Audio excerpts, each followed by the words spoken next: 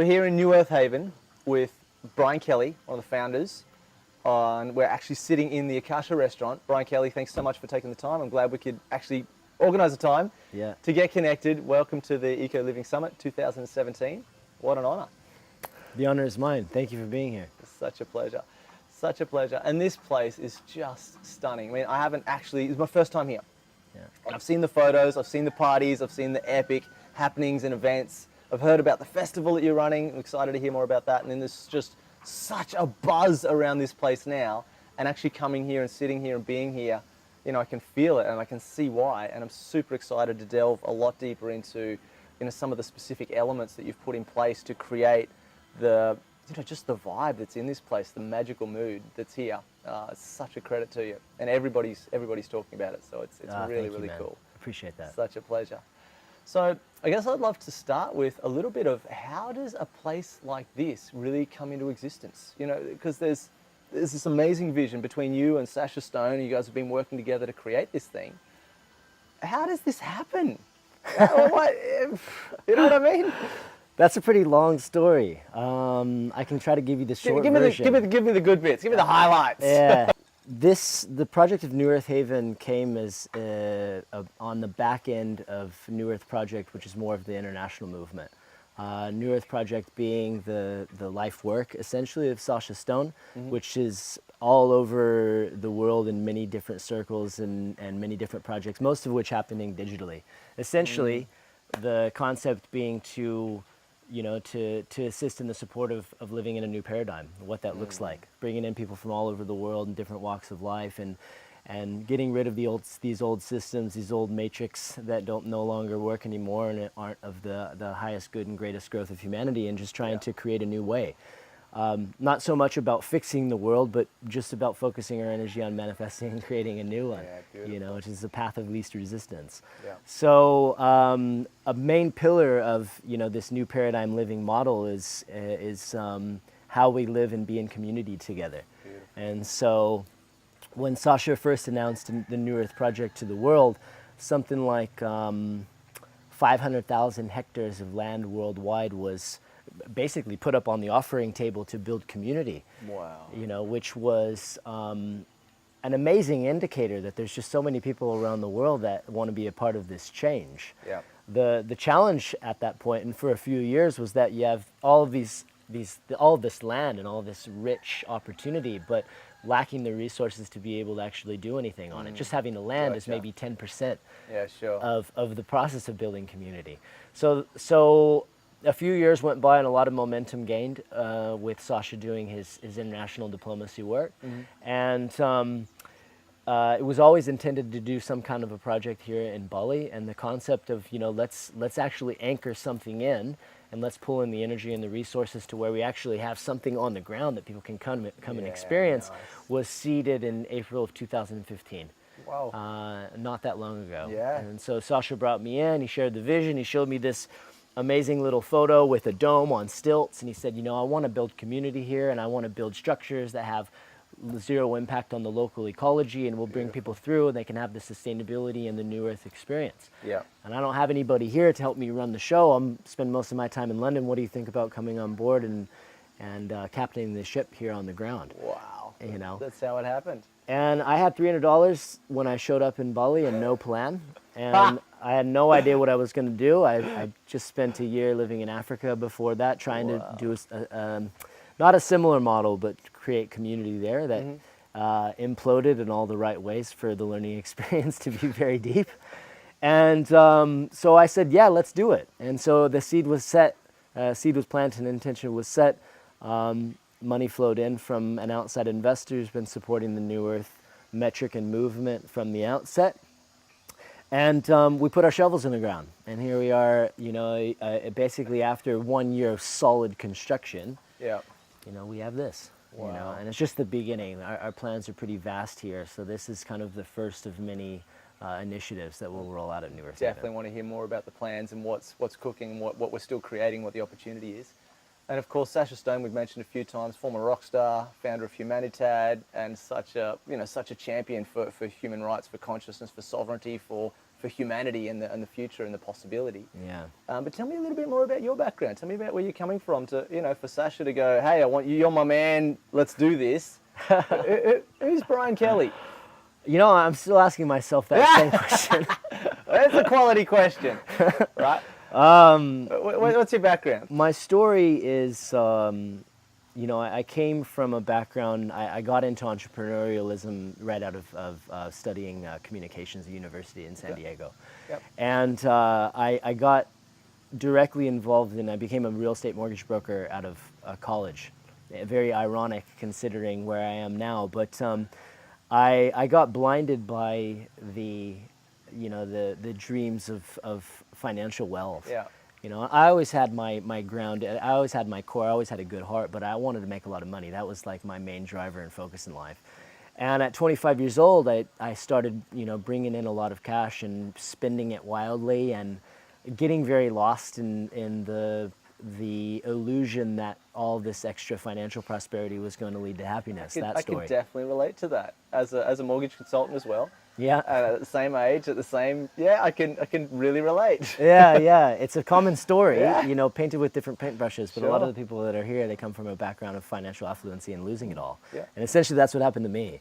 I had a year and a half, 2 years of really strong return. And then in 6 months, when the real estate market boom collapsed, I rode I rode it right down with it and exploded at the bottom. Yeah. And so I went from living large to barely affording to put gas in my $70,000 Mercedes that I couldn't afford, and condo being foreclosed upon, having to lay off my crew at my office, and cooking pancakes by candlelight because I couldn't afford to pay the electricity bill. Oh man. I see you say that now with a smile, but at the time, that's. It's funny because I look back and it's the best thing that ever happened to me. Truly, I had this moment where I realized I wasn't going to die as a result of these troubles, and that was like my transformation. That was the beginning of my awakening, because I realized, wow, if it can get this bad, and I'm sitting there eating my pancakes, laughing just hysterically, because I realized, man, I still have this food. I might not have any money, but I still have this house that's covering it doesn't matter that I don't own it anymore. And from there, I realized, wow, this is an adventure, man. Like, I've got it all wrong. Why was I'm having a better time now than I was when I had all this money. All of a sudden, life was an epic adventure. Wow. And that was the turning point, the pivotal turning point that ultimately led me here. Fantastic. I got into the short version, and I got into alternative media radio. I went down all sorts of different rabbit holes, discovering people like Sasha Stone and his message, really kind of exploring the reality that was never taught to me as a child for the first time at 26 years old. And that led me down a lot of very interesting paths. Ultimately, deciding to end my engagement in San Diego, give away everything I owned to charity. Handing over my computer with like 15 gigs worth of photos, and I didn't back them up. Put it on the truck to be delivered to the Salvation Army, and moving to Africa. And so I was there for a year, and here I am now. And I met Sasha from interviewing him on the radio a couple times on my radio shows. Yeah, right. We swam in the same circles. He was inspiring. So much so because he wasn't just a voice out there talking about what he wanted to do. He was actually doing things. He's an action guy. Yeah, cool. And I was talking to so many people about their amazing ideas for a couple of years, but it didn't seem like many people were really out there doing that much.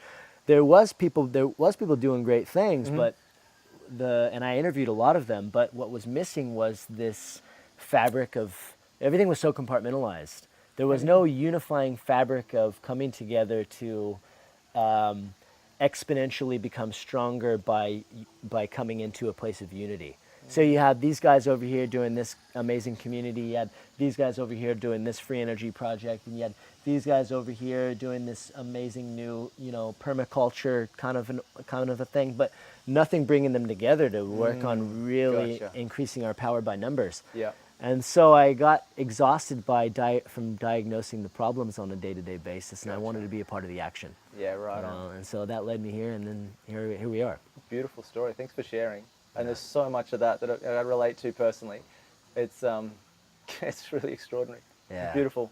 Beautiful how, you know, the universe will just conspire to help us to get on track and have the lessons that we need to get to do amazing things. And what an exciting time in human history when there's so much change going on and there's so much, you know, legacy from previous generations, you know, recent in the last couple of 100 years that's not going to serve us moving forwards. It's not going to be sustainable. And there's so much opportunity. There's so much exciting stuff that we can create. And we're right on the verge of that now, looking at all of this and going, what's society going to look like? What's culture going to look like? What's construction going to look like? What's community going to look like? Like, whoa, we can, you know, and we're really creating all that. Yeah.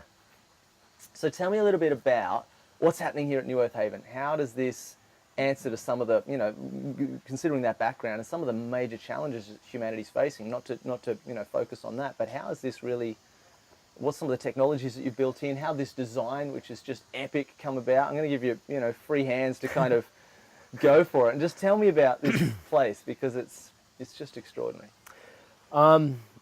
Essentially what NewEarth Haven represents is a place where people can come internationally from all over the world and have an experience together. You know, it's a lot less about, like I said before, it's a lot less about fixing something that's broken than it is more about leveling the playing field and creating a platform upon which creators can come together and brainstorm ideas and talk about, you know, collaborating on, you know, future projects or, you know, whatever the project might be.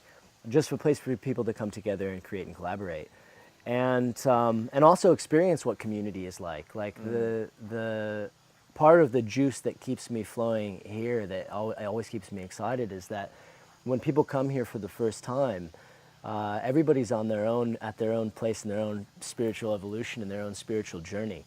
And what I've experienced here is that this place and the conversations that happen for the people that are around, and it plants a seed within people that gives them this idea that there's hope for a better way of living.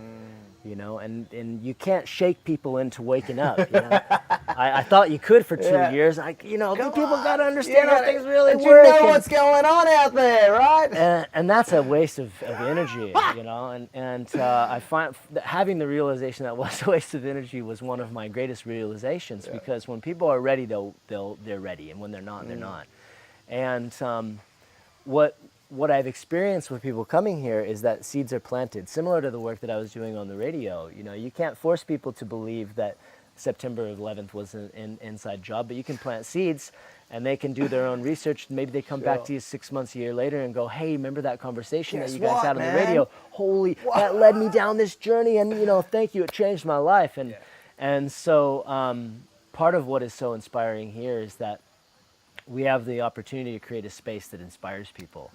You know, and a lot of people that go onto Facebook after they leave, they say, their comments are, you know, this is how living life should be. Wow. You know, it's not, this is a combination model where we want to give people an experience of what real community is like, without forcing everybody to be in one small contained space, living in bunk beds on top of each other. You know, interpersonal relationship challenges flying and everything else, but give people an opportunity. Community is something that is inside of us. You know, it's an energy that we embody. When people come here and they're a part of our events, they feel like, wow, we're really part of a community, and then they take that back into the community of Ubud, or they take it back into the community wherever they live. And then that has the ability, like a lotus, to turn into a beautiful flower. So, yes, we have big things that we want to do here, you know, create an opportunity for people to fold in and live here part of the year. We're getting ready to build the largest bioarchitecture superdome in the world at about, I think it's about 500 meters square, where we can do really big workshops and seminars and retreats and concerts and festivals, all of which falling in our metric, which is, you know, planting the seed of what we really want to create in the world. Basically, having everything tie into this energetic of transformation, of art, of beauty, of consciousness, of creativity.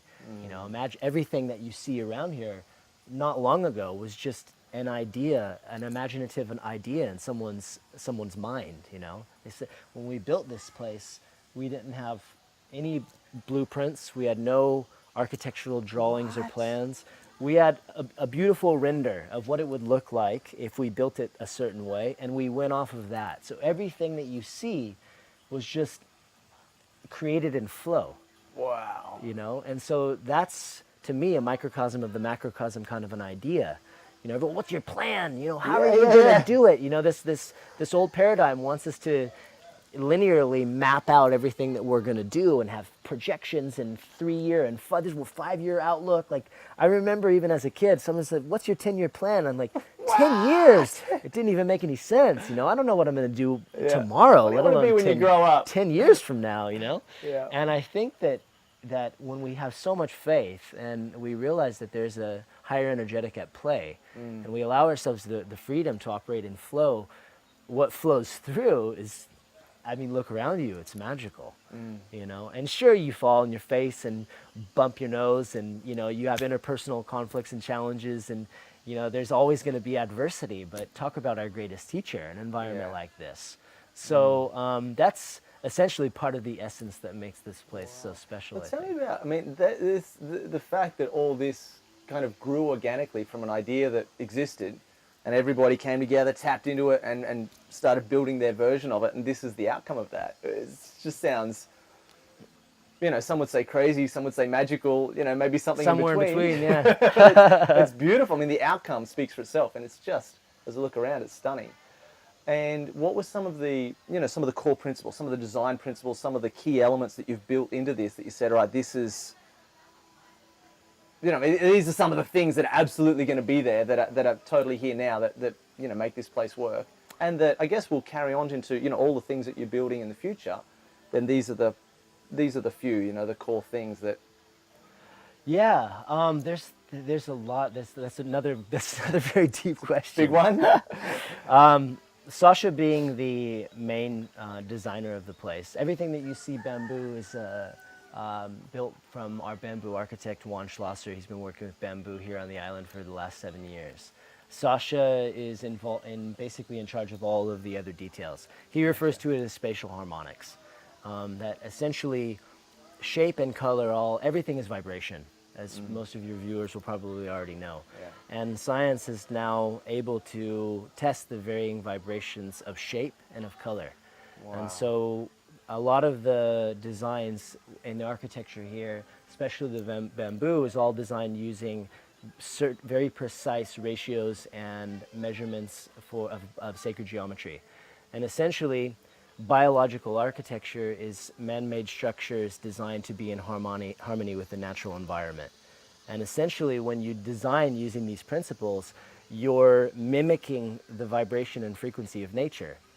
So when you're mimicking the vibration of frequency in nature and architecture, the architecture creates a cell membrane that blasts that energetic frequency into the space that it's enclosing.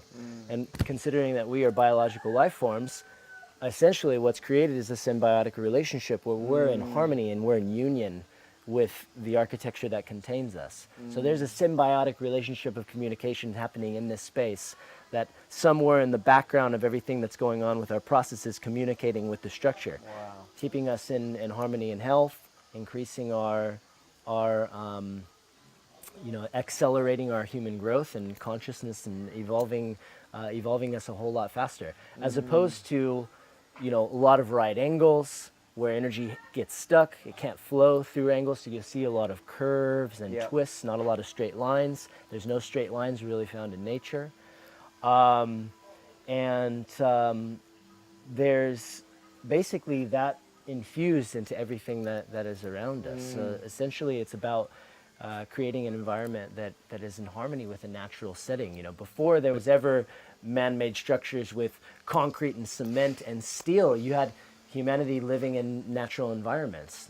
You know, that was harmonious to human health. And it's one of the areas that I think part of the reason why it's such a pillar of, you know, New Earth is the architecture, is that it's such a miss on an international level still, but showing also such an opportunity for us to be able to finally anchor it in.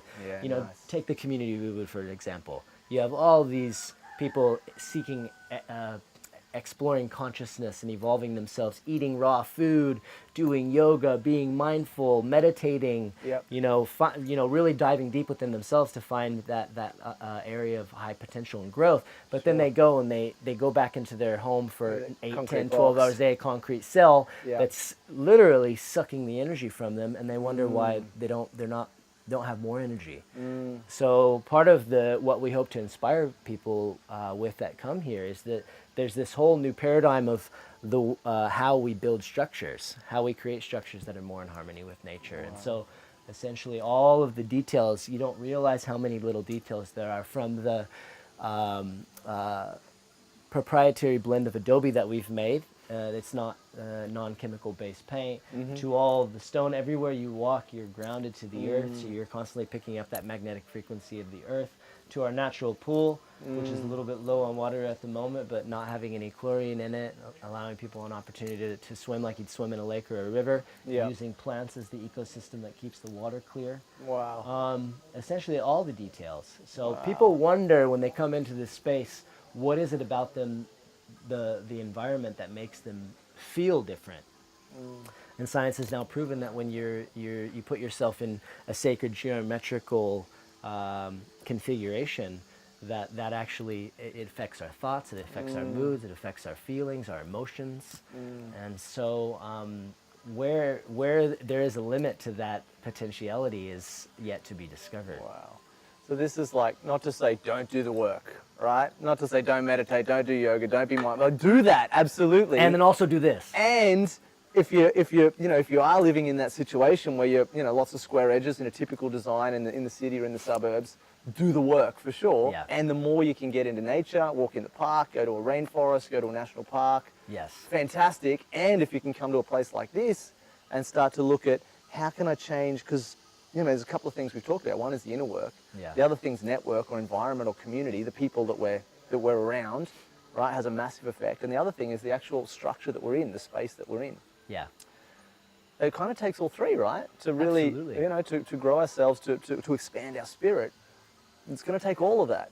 Absolutely, and it's not like we're telling everybody here, go out and build a bioarchitecture dome. I am. Go I think it's, for us, really, it's more about shifting the mindset. Yeah. Letting people know that, when we become aware, our options for the decisions and the choice points that we have in our life becomes much more vast. Yeah, nice. So maybe when somebody has an opportunity to build a structure for themselves down the track, they might reconsider building with right angles and cement and steel, and they might think about building sustainably with bamboo. Or Right now the choice is like brick or wood, right? But the shape's going to be about the same. If we're building in the city, building in the suburbs, that's what it's going to be. Yeah, bioresonance. I mean, even the materials that you use, some of them are very bioresonant, like gold or platinum or bamboo. And then you take the stuff that's at the very end of the non-bioresonance scale, concrete and steel and plastics and things like that. All of it goes into, ultimately creating the most energetically vibrant health and Platinum biodomes. That's it, man. yeah. Fantastic. All right, cool. So what about, this is how we got the shape of this place. What about some of the specific features that are here? Some of the specific elements? So I know there's some cool stuff. Yeah. It's funny because if you were to look at the render that it was originally created, you'd see something that looks very similar to this, but all of the details are completely different. So a lot of this, Sasha's such a visionary. He's a sculptor. He's an artist. He's a painter. He's a designer. Musician. Very talented guy. And so a lot of it was just, getting really creative. I mean, some of the stuff that we've used here was really hard to find, and not necessarily the cheapest resources, but once you commit to doing design a certain way and really creating an experience, it's not so much about this place is amazingly designed. It's really about how can we design something that can create the most powerful experience for the people that come here. So all of the details, you don't realize that each little square inch requires so much thought and consideration until you're actually in the process of building it. And sometimes it'll make you go mad because what you want to do isn't necessarily possible, depending on what's available, in the local community, the local marketplace. Yeah. So I guess that if Sasha were to answer that question, he Sure. would say that all of the design features are unique in the sense that to flow with the metric and the energetic of what we intended to create. I mean, even taking, for example, recycled water bottles from the village and putting that, Yeah. making that part of our model. You know, a lot of the part of the reason why people don't build with bamboo more on the island is because there's this misconception that when you build with bamboo, it only lasts you 4 or 5 years. Sure. But the reality is there's ways to treat it now that make it last 50 or 60 years. And we're actually playing with a new model where you synthetically petrify it, Oh, wow. which makes it last 150, 250 years. So imagine what that does. If you want to talk sustainability, think Yeah. about the paradigm shift in the realization that bamboo can last as long as a concrete structure or longer. Grows in a few years and It grows like a weed. Every 8 Yeah. years you can harvest it. yeah, So the it's thing, strong and it's beautiful. the funny part is that there's so many little things like this that people have discovered on the planet right now that are just now starting to come out, that are so powerful that once anchored into the collective conscience has the ability to shift the paradigm in so many different ways that we live. But the reality is the information just needs to be shared. You know, the onus then becomes on us, on guys like you and projects like this, to spread the message. Yeah. You know, why are we continuing to do these things that harm the environment, that harm our health, that aren't conducive of natural flow of living a natural life? Yeah. When the solutions are already in existence, we're not even waiting for scientists and engineers to develop them anymore. They're there already. Doing it. It's all done. Yeah, I'm very clear on my role in all of it. I'm not the down with the system guy. I played that game and looked at all the problems and went, oh, this is terrible and we need to, you know, pull apart these old structures and these old systems that aren't, you know, sustainable and certainly aren't serving humanity moving forward. And they're probably a good idea, you know, good intentions when they started, but, you know, right now it's time for something new. And I look at all the, you know, all the solutions that we need absolutely already exist. Everything we need to thrive and prosper for the entire human race on Earth, it's already there. Yeah. And I'm going, wow, and there's people creating stuff and, you know, and developing and innovating all the time in that space. And I go, what's my role in all of this? It's just to share the message. Yep. And say, hey, listen, this isn't working, this is available, come and check it out. Yeah, Right? yeah, Come and yeah. check it. Look at this place, right? Come and yeah, have a yeah. look at this. Yeah. I'm really clear, and that's super exciting responsibility for me to be showing up for. Yeah, indeed. So tell me about some of the we've talked about bamboo, we've talked about the custom rendering. Tell me about stones and crystals and volcanic ash and some of the materials. Sure. So, like, for example, one of the things Give me your top three. Okay, all right. So one of the things that we really wanted to play with was how can we create an energetic process that will play a massive impact in the vibration of the food that comes out. Okay. And so part of the stuff we're already doing now, part of it is in preparations, and we're still working on perfecting the model. Sure. But essentially, the idea That's probably not going to stop, right? By the way. No, This- it'll always this continue. perfecting? Yeah, it'll That's always, an it's ongoing always process. it's always evolving. It's always You get changing. that, yeah. What we think is the right way today is completely change tomorrow. Surrendering to that process is the only way to stay sane, really. So what we're working on now is creating a flower of life mandala in our permaculture garden. Wow. So essentially, when, like I said before, shape carrying a certain vibration, sacred geometry carrying a really high vibration. So creating that with a grid of volcanic stones, volcanic stones being very paramagnetic that goes into the soil.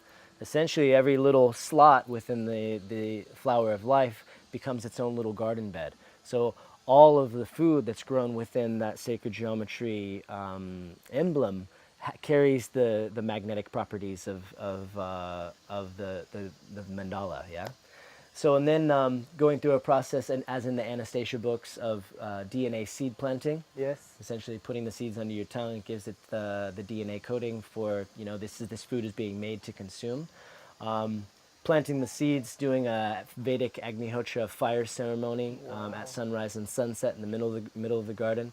That's a whole other conversation, but essentially an ancient Vedic practice that allows for tapping into the energetic power of the moment the sun rises and the moment the sun sets every day.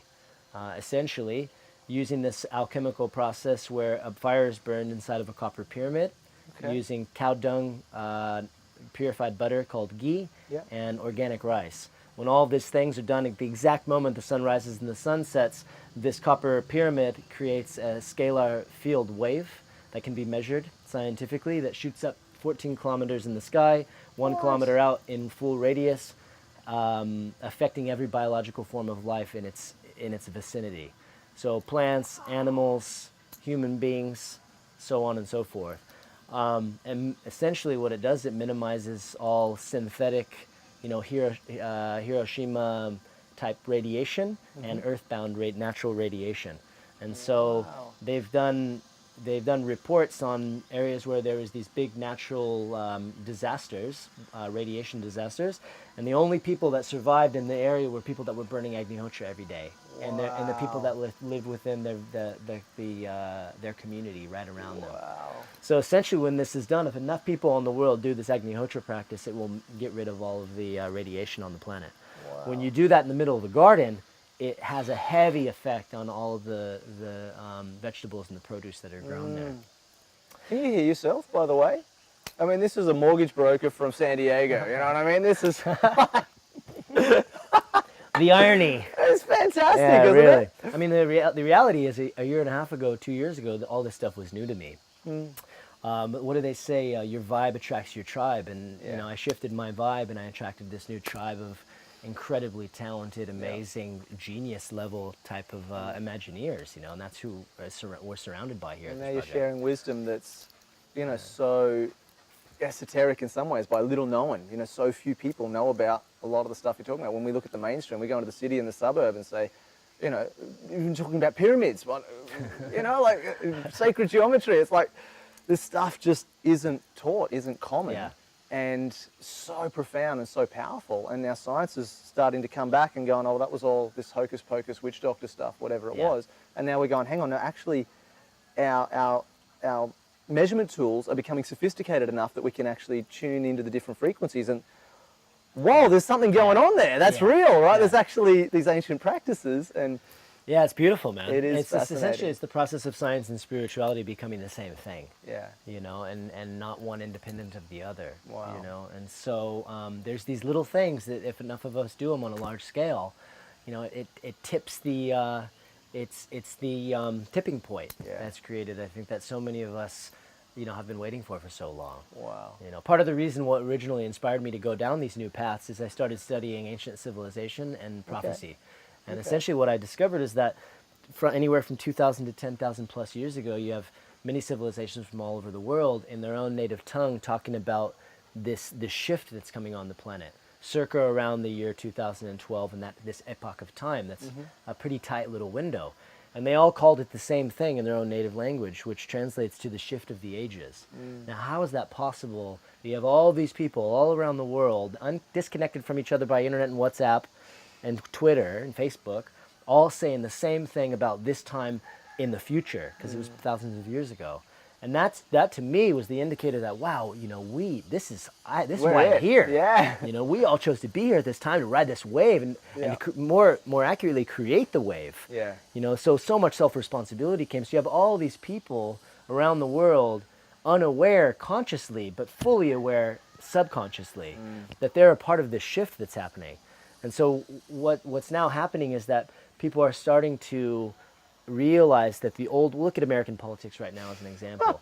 They're realizing that the old way just doesn't work anymore. You can't trust the mainstream media news. Sure. Oh, and by the way, there's all these amazing things that are going on that you can find out about on YouTube or on the internet. And there's this shift. If the mainstream news focused on all of the areas that carry so much potential, Can you imagine? You can only imagine how fast, boom, done, it's finished. Yeah. And that's not their role in our society. That's not the responsibility that they've taken on, is to share the bad news. Yeah. And to, do some other stuff. Well, that's okay, right? Yeah. Just puts the onus on us. They'll come around. Do what we've got to do. Yeah. Give me one more. So we've done the stones, All right. We've done the pyramids. I'm fascinated by it, but we'll have another conversation about that another day. But so in the domes, the 5 domes that Juan has developed, it creates this perfect vortex that's all designed around the center of the space. So we realized that it might be a little bit woo-woo and hard for people to believe us saying, you know, we have these amazing bioarchitecture, you know, and it replenishes, you know, our systems and helps us to stay healthy and evolves our consciousness and so on and so forth. And people say, well, that sounds great, but where's the proof? Yeah. So what we've done is we've invested time and energy into scientifically proving that this is the case. A couple studies that we've done. All right. We've done seed germination experiments where we've taken seeds and put them into a bowl and taken a test subject outside of the dome in a normal type of environment. And the seeds in the middle of the bioarchitecture dome, they germinated 4 times faster than the seeds outside. Wow. So if that happens, if that's the case for a plant, considering we're both biological creatures, then what's happening to us as one experiment? In terms of growth, cell regeneration, rejuvenation. Absolutely. I mean, energetically magnifying. I mean, it's electrical kind of environment, and there's you know, we live in a world of entropy where we're slowly working our way toward death, and now there's this new concept of negative entropy or neg-entropy, where we're slowing and sometimes even reversing the death process. I mean, there's people that are, it's known, there's people around the world, there's monks in China and India that are living 200, 300, 400 years old, proven. You know, what's their secret? Who knows? But some of these things show indicators of what's possible for all of us, and not necessarily only the enlightened. Yeah. We also have a device called a GDV reader, and essentially it reads the energetic frequencies and qualities of a space. Wow. So essentially you can set it to 0. You can put it inside of one of our domes, for example, and put it inside of like a traditional Balinese homestay, and it'll read the energetic qualities of the space. Wow. You can also you can set it to an event. You can meditate. You can set it to normal. You can meditate in the environment, and then you can read the energetic qualities in the space, and you can see that the frequencies just after a 15-minute meditation are changing. So all of this just got recently put into a report by a guy named Dan Winter, who's kind of a genius in the space he coined the term biological architecture. Wow. And the readings are that the energetic readings are off the chart in a dome compared to a normal kind of concrete living environment. And you can see just this hyperactivity, these lines, and as opposed to just this really stale solid state. And so now, as opposed to just being able to say that, it does all these things, we can actually back it up by science. Wow. And that would apply to probably the majority of the spaces that we create, considering the thought and intention that goes into the design process. Freaking amazing. All right, tell me, I'm going to shift gears a little bit. I want to hear about some of the specific opportunities that are available for people to get involved here. Obviously, we've got Akasha, which is a bar, restaurant, juice bar, cafe. Come here and eat.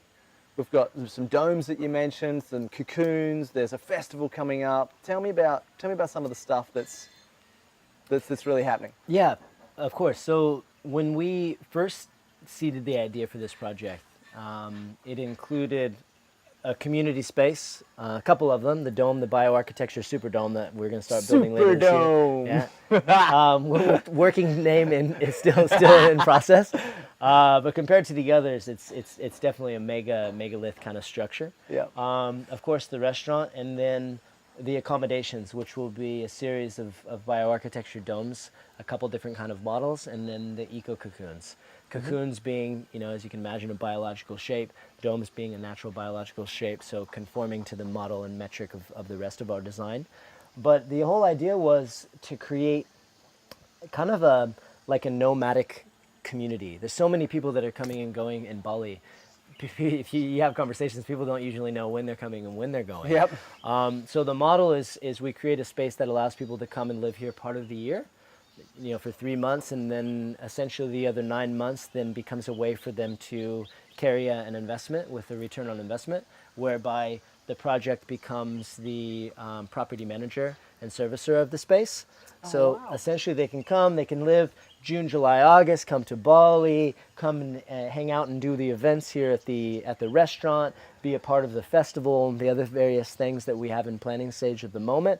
And then whenever you go to Goa, or what are the other places that people spend a lot of time in, Peru or wherever else in the world, we then can operate the space and allow the opportunity for travelers to come through that want to experience community lifestyle, whether it be for just an overnight or a weekend stay or for a week. Yeah. And then there's an ability to have a profit sharing model whereby they can make some money out of it also. Wow. So it's a combination of a commercial / sustainable model, whereby we're very conscious of the fact that it still takes money and resources and reserves to be able to continue living life. However, social business economic model where it's not so commercially driven that we're just trying to deepen the pockets of a few fat cat investors. Sure. So it is it's kind of new paradigm business that we're also testing here. Very circular style, non-hierarchical, top-down management practices, things like that. But essentially that opportunity is being launched now. We already have a couple of domes and prototypes that are renting out at 90% occupancy. People are loving the space. We have 77 or thereabouts 5-star reviews, people coming and saying, whoa, this is the most natural, amazing, you feel like when you please stay in one of our domes, you feel like you're staying in the middle of nature. And if you like that kind of thing, you're going to have an amazing time. But if bugs freak you out or nature nighttime noises, might not necessarily, you might want to stick to a hotel kind of an environment. Yeah, it's funny. I love that, what I'm hearing about this place is really, really cool, because it's not like you've got this big story about the bioarchitecture and resonance and frequencies, and then people are coming and having experience of that. People are coming and having experience of it and then going, what is it with this place? And then they're finding out the story. I think that really says something about how special it is that you've created here. Yeah, we had to look at all the community models, not all, but many, as samples leading up to the development of this space, and why so many of them don't work out and what the ones that are working out are doing differently. And so many of the communities, they're like, this is the model, this is our space. These are our boundaries. Inside is our community, outside is the rest of the world. Sure.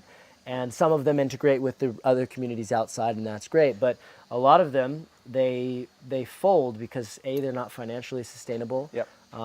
B, people get tired living with the same people all the time for years at times. And a myriad of interpersonal relationship challenges that ultimately end up crashing the whole system, which is what happened to me in Morocco.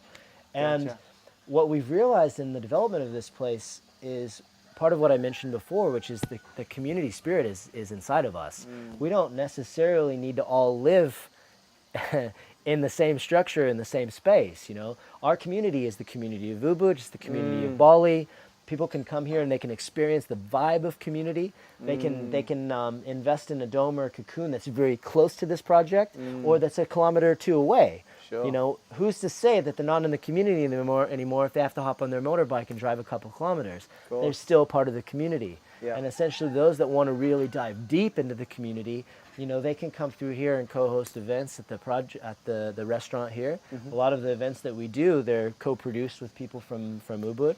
And they can really dive in and go deep, but some people, they like to have their solidarity, their space, their privacy. And they can dip their toes in every once in a while if they feel like it, but it can be a very organic, self-designed experience based upon what people are looking for. So a little something for everyone, depending on what your aim is as far as the way you like to live. I think it's such a cool concept, and I really, really love this sentiment that you've got around community. It's here, it's not here. And you're right. I mean, living, and you look at a lot of the intentional communities and a lot of these kind of eco villages and things over the last, even from the 60s and 70s, and they kind of sprung up and it was amazing, and then a lot of them have crashed, and there's a handful on the planet that have survived 20, 30, 40 years, and it's been fantastic. And I love what you're doing here is taking those lessons and going, how do we integrate with a larger community? How do we allow for people who are, fundamentally nomads for a long, long time, thousands and thousands of years before we said, right, this is my home and I'm going to live here for the rest of my life. Stake in the ground. It's not really necessarily, we don't see that a lot in nature. We don't see that the plants kind of stay put, right? But the animals all tend to move around. With their rooting systems. Yeah, they spread.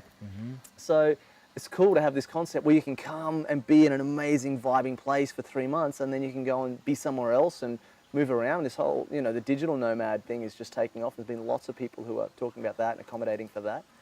A really cool concept. And of course, you could come and stay longer if you wanted. Yeah, Or you could not come at all if you wanted. Right? You know, so there's such a flexibility in that. And there's the option there, and go, well, as you're kind of thinking about your year and going, well, this could be something that, hey, that could be nice to be there for a while. Yeah, and there's a couple of domes already built. There's a bunch more available.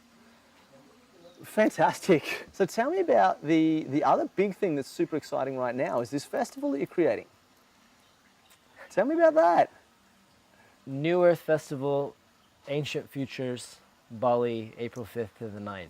NewEarth Festival, Ancient Futures. It's called Ancient Futures. It's basically taking the idea, the premise is taking all the ancient wisdom and combining it with the progress and the possibility that the future holds, and putting them together. Wow. You know, so we have so much ancient wisdom that we've lost track of along the way, by design, by our perceived controllers. We're not currently implementing. Yeah, we're not taking advantage of some of the wisdom. And there's so much promise that is held in, you know, this you know, we live in this age of uber hyper creativity where everything is possible, where, you know, we can design systems and new developments and experiment with new concepts and technology and you know, permaculture and all these things, and we can put those two things together, and you have a space of infinite potential and possibility. And so essentially the festival is designed in hopes of giving people an experience of that. It's tied to the elements, so each day, each of the 5 days is tied to a specific element. We're bringing in not only musicians and amazing music, which is a big part of it, but also speakers and thought leaders and wisdom keepers from you know, various indigenous tribes from around the world to come and share their ancient wisdom. And it's really designed to be a journey, you know, where the people that come together and connect, you know, they have this experience that takes them through this process and ultimately leads to this epicenter moment at the end, which is just this excitement that, you know, where we're going and where we're headed is an exciting place to be. So this essentially, isn't just a party. No, it's not just a party. Yeah, it's exciting. We're a month away and we're still creating it as we go. Sounds more like it's going to be like a transformational retreat as well as a party, not just... Yeah, taking the best of the festival scene, taking the drugs out of the equation, because unfortunately that's kind of the shadow background of a lot of the festivals that happen on the planet right now. And with all the things we've already been talking about and the experience that we can create within ourselves, you don't need it, right? Yeah, man. It's everything we need is all right here. I'm making my own. Yeah, absolutely. So we're really excited about it. We're right now we're doing a lot of local marketing in the community. We have people coming from all over the world to attend. And it'll be an annual, so it'll be our first of many. We'll keep doing one in Bali, and we'll start doing them around the world. Essentially, what the festival becomes is almost like a NewEarth Haven. It's a launching pad for people to come together and experience what you know, what happens when we start collaborating and connecting on these amazing opportunities. So is there opportunity still available for people who'd like to be involved with the festival? To come as speakers, as entertainers, how's your lineup? Is it more or less? It's pretty stacked. There's always space. It's pretty stacked, and there's always space. Yeah, there's always space for incredibly talented people that have an amazing message to share. And for sponsors or investors or people who want to get involved in that capacity, yeah, absolutely. There's opportunity there. Yeah, we're still seeking sponsorship and investment. So I would say that to get in contact through me or through Jenna, who's here, our festival producer, and we can share the details on that if there's anybody out there in the digital world watching. Happy to set up introductions for you. Yeah, that would be amazing. Fantastic.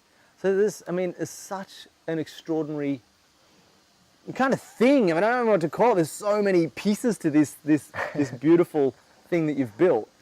And there's so much. I get that this is really just that the seed's just starting to sprout. You know, it's just... Well, not even really blooming yet. There's so much more to create here, and it's already exquisite what you've built. Thank you. But between the domes, the cocoons, having people being able to come and experience that, between the festival and having people be able to get involved and experience that, between the other events that you can co-create with hosts and faciltators in the space that you've created here. Yeah. Far out, wow. It's enough to keep us busy.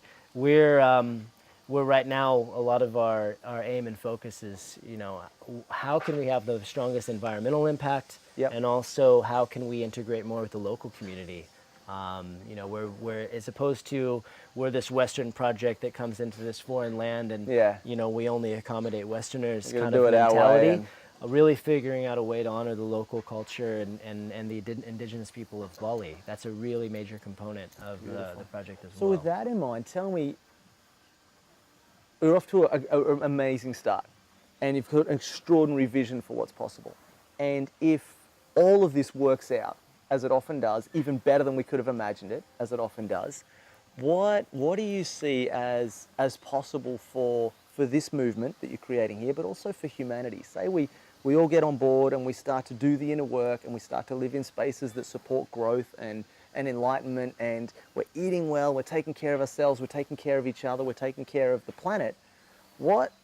How could life on Earth be for humans? You know, what's the ultimate best that you can imagine for this? That's a crazy question, huh? Oh, that's a great question. I wish Sasha were here to answer that one, because he'd give you the Don't worry, I'll ask him too. But I want to hear from you. I want to hear Brian's version. Oh gosh, you know, I've sat and I've pondered that question for myself for many years, and our tagline here is replacing money, time, and fear with art, beauty, and consciousness. And hang on a sec. Replacing money, time, and fear. Yeah. Right, they're big elements in the current world. Correct. With art, beauty, and consciousness. Art, beauty, and consciousness. Like, what does a world look like where all of our needs are met? No one is forced to work some job that they can't stand in order to be able to survive. There's no more war or poverty. People can travel freely without the need of passports. Wow. Communities are all interconnected with each other. No matter where they are in the world, we become a global community, and people unify in a spirit of peace and abundance and prosperity for all of humanity. What does that look like? I don't know. Atlantis? You know, I think there's going to be a lot of little pockets of how I see this unfolding is that there's going to be little pockets of possibility. And who knows, this may be one, maybe people already consider it to be so, and then each one of those is going to bubble out to the point where they all just end up ultimately connecting. I mean, we're living our destiny right now. This is the shift of the ages. Yeah. You know, so I've always been a bona fide optimist that in my lifetime, things are going to change so drastically that the world that we see today will not even be, it'll be a distant memory in this generation. So how that's painted, you know, it's what's possible in a place of infinite possibility. You know, I don't know, everything, I guess. Yeah, it's beautiful. I've got this idea that I'll know my work's done on this journey when my great grandkids come running into the room, and I'm sitting there with my wife, and they go, "Grandpa, tell us about the stories about when you were they really burning fossil fuels? Oh my God, were they really pumping plastic into the ocean and carving down rainforests and burying all the? Did that really happen? I can't. What were they thinking?" And I'll look and right? Yeah. And the reality is, you know, I kind of position myself as like, you know, we're on the front line, we're creating this change, we're co-creating, we're working together, we're doing this good work. The reality is it's going to happen with or without any one of us. You know, this shift of the ages, these ancient prophecies, all the things that's going on. I mean, I like to, in my ego, go, yeah, I'm you know, part of this, I'm making this happen. The reality is I'm just riding the wave that's happening anyway. You know, I mean, this is, in my mind, it's a given. It's a done deal. Yeah. And what an honor and a privilege to not be resisting that, you know, but to be surfing that and to be enjoying that whole process. I mean, it's ultimately a perception, isn't it? You know, we all have the ability to live the new paradigm within us in each moment, you know, by simply honoring each other and carrying that energetic space. You know, put me out in nature for a day and outside of the disconnected world, and is there a matrix out there that's controlling me? No, it's not. You know, we don't our power isn't taken from us, power is given. Yeah. And when we become empowered and truly sovereign in our ability to maintain our birthright, to be connected to the land and each other, it's really just an idea. We're living in the new paradigm right now. Nothing outside of me controls me, so no external force. So it's really up to the way showers and the pioneers out there to champion that message that it's already happened. I agree with you. It's just a matter of the realization that that's the case. Beautiful. Yeah. Man, I'm so grateful for this time, this conversation. We could go for months, I suspect, and not even back up. And we've really just skimmed the surface on such deep topics. And I get there's such a depth and such a wisdom for you to share. I really appreciate it. So thank you so much for this time. Yeah. Any final words, anything else you'd love to share before we wrap up? Or follow your highest excitement. You know, I think that our internal compass is our joy and our bliss and our excitement. The world changes very quickly when people commit themselves to staying in that place of being excited about what they're doing. So for anybody that watches this, whether or not you come and get involved in this project or some other, that we be very conscious about what we put our energy into. That we are conscious of the businesses that we support by the products that we buy, or the places that we go and visit based upon their values, their principles, and the culture that they create. If we can start making conscious choices more collectively in humanity, then the things that don't work will naturally peel themselves off, and there isn't any work to be done, you know. So ride the wave and enjoy it, and have fun with it, man. That's really what it's all about, as far as I'm concerned. It just makes my heart sing to hear you say that. I'm not at all surprised, and you're right. It's like make conscious choices and follow your excitement. I mean, that's this whole Eco Living Summit came about by me going, what would I love to do? What would I be really excited to get involved with? Well, you know what? I can't imagine anything better than sitting with guys like Brian Kelly and Sasha Stone and hearing their story and sharing that with the world. That would be awesome. Yeah, that's what I'm going to do. How am I going to make money? How's that going to work financially? What's the plan? What's the 3-year goals? It's like, no, that's what I would love to do, right? And I'm excited to do that. Good for you, so man. thank you for allowing me to, fulfill my vision of what, the most exciting thing I could imagine. And for your service, man. Yeah, thank you. Such a joy. And for everyone at home watching. Blessings, brother. Yeah, man. Thank you so much.